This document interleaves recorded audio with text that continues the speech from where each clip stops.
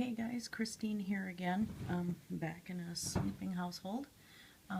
As you notice, the camera is actually fairly steady now. That's because thank you to Lupa Greenwolf, and yes, I'm talking about the author that does items for pagan worship out of animal hides, bones, stuff like that. She has an Etsy store, and she's also on DeviantArt and stuff like that, and she managed to have this rack for sale, this big wooden table rack with a clamp, and right now I have the phone set on it, but because it's just a little too narrow for my iPhone, I'm going to have to do some carving into it and maybe see if I can find longer bolts for the clamp so I can clamp my phone right into it. But right now the phone is stable and I'm quite happy. So anyway, back to my little Tinkerbell project here. As I said before, it's one of those wooden paper dolls from Michael's Craft Store. I've made a little bit of progress today since the last video. I like to play around with shading, and the colors here, of course, I have a mixture of Delta Ceramcoat that I found at a thrift store, some other craft paint, same thing, was big bags of this stuff, and then I do prefer on my actual canvases to use Liquitex. This is raw umber, and it's a soft body paint, and it's really good for extreme detail work, very smooth, and it's one of my favorite paints, but I decided to use it here because I wanted to be able to play with shading. It stays liquid just long enough that I can dry brush the pale colors right back into it and get more of a shaded look, as you can see. So what I did is I had done the burnt umber first, and then I did the yellow, and I did a thin wash yellow first, and then I started going with lines of yellow. And the thin wash, I went from the lightest area and brushed into the brown. Same thing on the ponytail in the back. And then I went with white to just highlight. So yeah, her hair is done. And I had dry brushed a lot of her face to try and blend when the paints were still pretty wet. And so I managed to get the shading of the pink into her face. I did little dots, you know, on the cheekbones just because, little anime touch, I guess. And so far I'm pretty happy with her. What else can I say? I'm getting ready to do more work on the body right now. I also work in oils, but for this kind of project, acrylics are the best, and the cheap acrylics are actually better. You know, the dollar containers like what I've got here. These are very cheap, and for painting on balsa wood like this is, they're excellent. They do, you know, they dry like other acrylics and stuff, but they're just so, they're almost kind of watered down a lot more than a painter's acrylic will be. And so they come out with a much more smooth result. I did not sand this piece. It was very, very smooth to begin with, because it was a kit meant for little kids to color on.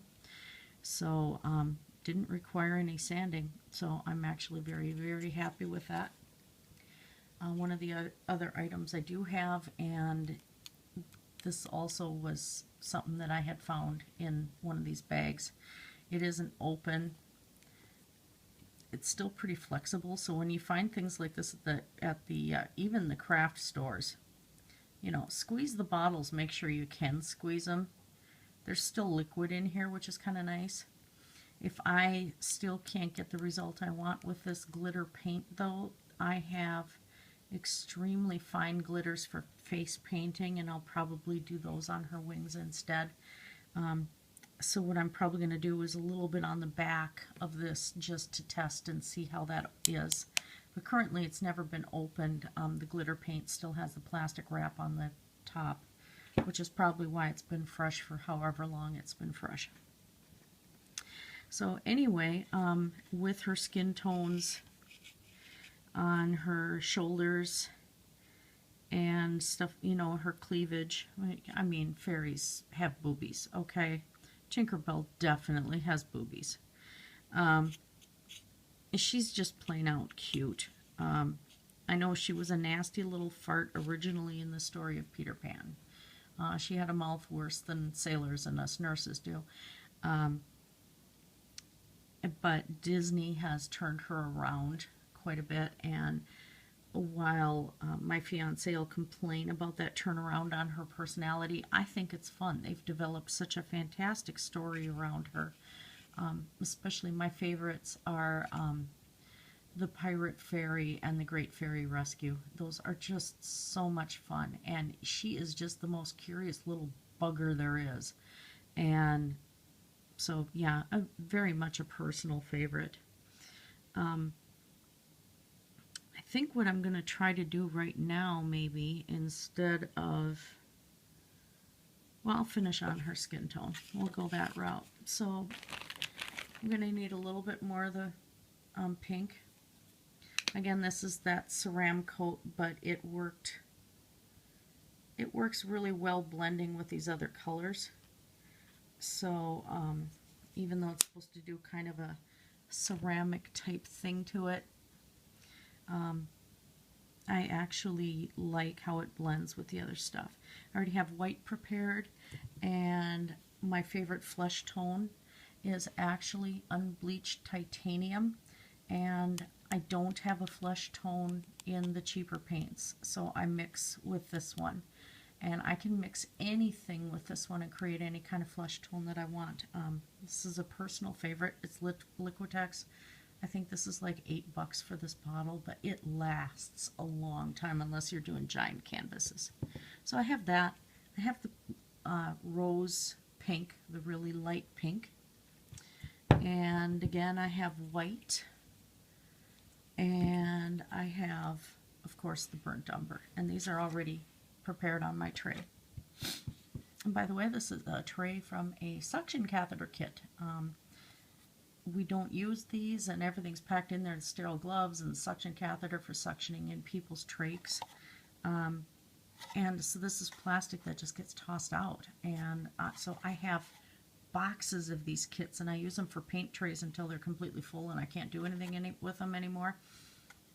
And then they go in the garbage. So they end up lasting a long time for me. Plus I can stack them, which seals them up and the paint stays wet for a while. But I'm not doing enough here to worry about that.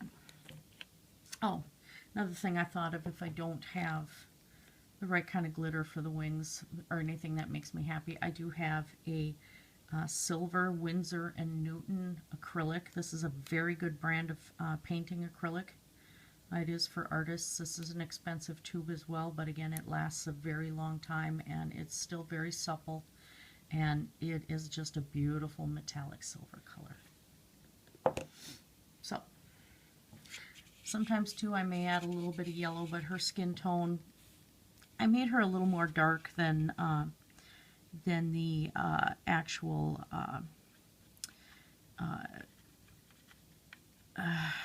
character on the film. But that's kind of okay. You know, you do whatever there. And I think what I'm trying to do is just kind of highlight or edge around some of the black. Again, as I said before, I didn't want to cover up the black because repainting it would be kind of a pain in the butt. And because these colors, I use them, are thin enough, I don't want to, let's see, I just covered it up, but it wipes off really quick. These colors are thin enough when I use them that the black would stand out anyway. So if I just went, I'm getting a little water here, if I just went and tried to cover up all the black, that would be, it would just look icky. So I'm trying to keep the paper doll feel of this figure because it is going to a 4-year-old kid. And I have paint clumps here. That kind of helps me define a little bit where I'm going with this. I think I am going to switch to a little bigger brush though. that one there I'm using is a Lowell Cornell Round. It's a 10-aught. It's a very fine brush. Oops, and that's the wrong brush. Where's this one? That one's a little frayed. I need new brushes, unfortunately. And that gets expensive. I have sets of brushes just for face painting, and then I have sets of brushes for my other paintings. So I won't get into how many hundreds of dollars I have in brushes, I think. And this is an aught. So the tip is a little bit wider, and that's going to help me get on a bigger area. But I'm just kind of trying to give myself a little bit more of a base to work with. I will be shading the umber in and then going again with this light coat, with this light color coat, I should say. And that was Mistress Mina going meow. She's an American Bombay and exceedingly vocal and a little demanding. And she's our rescue kitty. So some people might want to just stop at, you know, this and just lay out a single color, and that's fine. The little kid isn't going to care, but considering that I try to do everything a little bit like a painting, I take it a step further with the shading and stuff. And you can I actually saw where the black had been missed in the printing on this piece. So there I will have to put a black line in, and I will be using that 10-aught brush for that. Let's see what else. So yeah, I can go a little farther here, but it might get a little bit boring for you guys to watch. And I don't want to take this too long where my phone cacks out on me again and says, I don't have enough space. And what it is I have way too many pictures on my iPhone. It's my fault. I've uploaded a bunch to my computer, but I really need to clear some of them out on my phone too. But I have so many that are just so fun, and it's really hard to decide which ones to delete off the phone. So very quickly, I'm just going to show you the basis for some of the shading. Already on the palette, I am mixing the skin tone with the brown. And it is looking a little bit muddy. Burnt umber has kind of a turd quality to it. I'm sorry, but yeah, a little bit. Just a little. It can get really muddy looking really fast. And that's okay, because you're going to be doing a wash of lighter colors over top of this. So basically this is kind of an anime type technique of shading that I'm doing here. There's some realism to it, but what you're trying to do is just kind of make it like when you watch an anime, and some of them with the wonderful art. I'm trying to think. Sword Art Online was really good for that. The artistic quality for it was fantastic. And you can kind of see how some of the shading is done that way. But and there's going to be a little mixture of realism in here too. Tinkerbell's not a little chunk. But I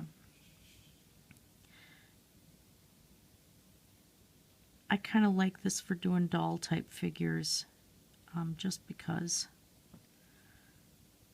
And all I'm doing right now is just defining edges, and you can see I'm kind of blending some of it in already, getting it nice and smooth. Mina's clawing something. Darn spoiled cat.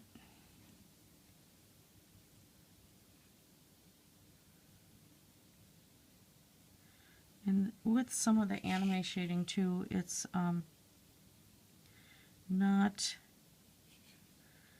like a realistic shading.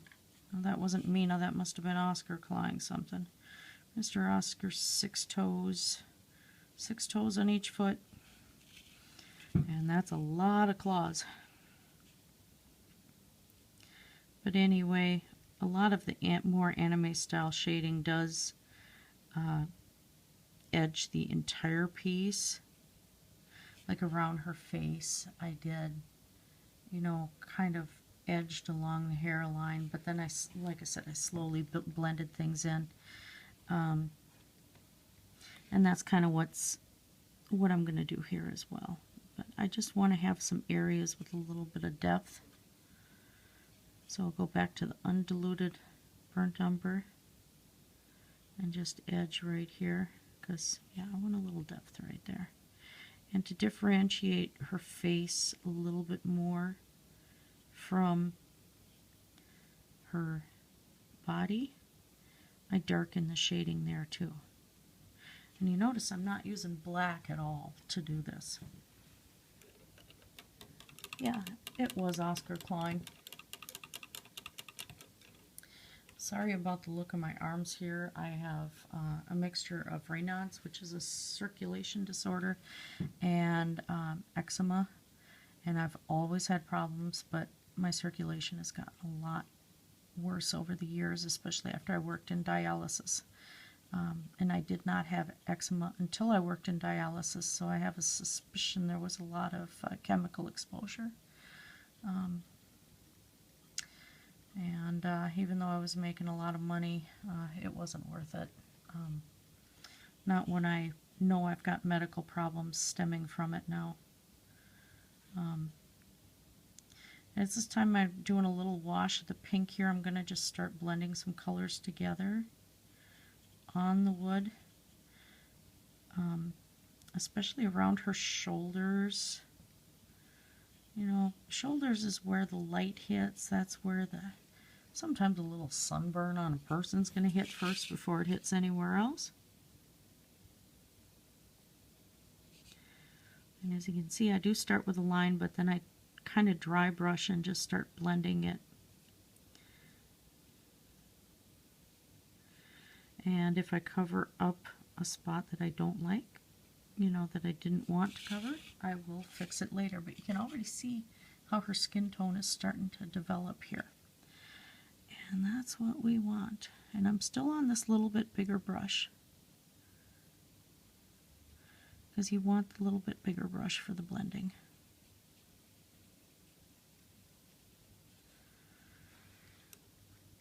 You don't want the paint too wet, so I let this dry a little bit and then I add water back into it, because that helps me get an exact control of what I want for the texture of the paint.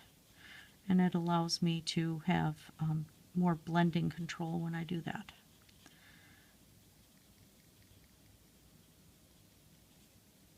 Fingers work too. Fingers are phenomenal.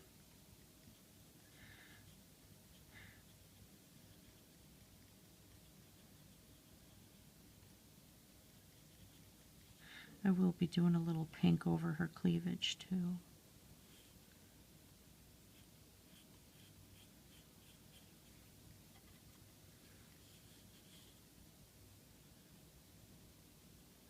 Again, that's one of those spots that kind of gets it. If the paint gets too thin and you can't seem to blend it, let it dry a while. Go back with another coat and you can cover up any lines that you don't like.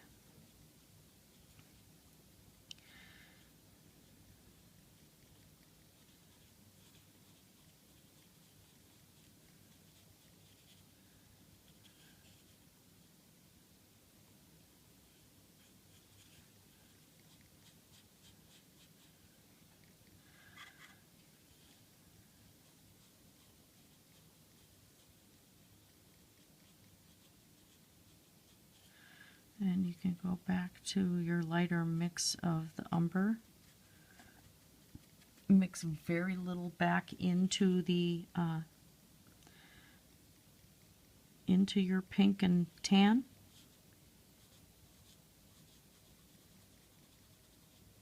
because you don't want a stark line for the cleavage.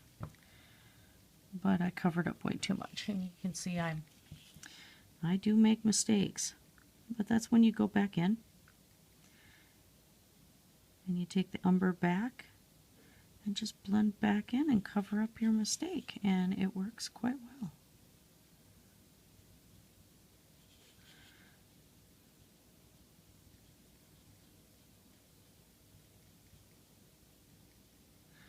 So what you do is you just kind of keep going until you're satisfied with that. I do have a little bit of white on this palette. And so I'm just going to grab a teeny bit of that, and I normally would go and switch back to the 10-aught, which is what I used for the little dots on her face. But right now I don't need to, because this is just something again that's going to get blended in. Like I'll do more here, blend into her elbows and stuff like that. But right now I just wanted to add a little highlight. And as you step away, or you can actually see it, even though it looks more stark to me when I got my face down there, it actually is not very stark. It's not a really high contrast because I used the white that thin. So that pretty much for now is about it. I do have to go back to bed because I have to work at midnight. And you can see I'm just still washing more colors in. I make them extremely thin. Sometimes I will have like 6 to 10 layers of color. And that was a technique that I learned from Jasmine Beckett-Griffith. If you ever have any questions about painting, feel free to email her. She's the one who does the Big Eye Fairy art, you know, where it's extremely elaborate. And Jasmine will talk to you back. She is, even though she, has her art studios in Disney World right now and everything else, and she's always busy, she takes time out for people, especially if you're somebody that paints. So yeah, it's worth checking her out. And she's also on eBay and Etsy, and I think it's jasminebeckett.com that she has as well.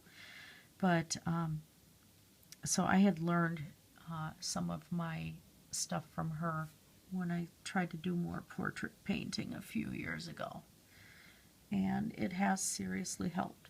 So I will do, once I get her body done, I'm going to do the same thing, of course, on her legs. I'll get all her skin tones done and all the shading done.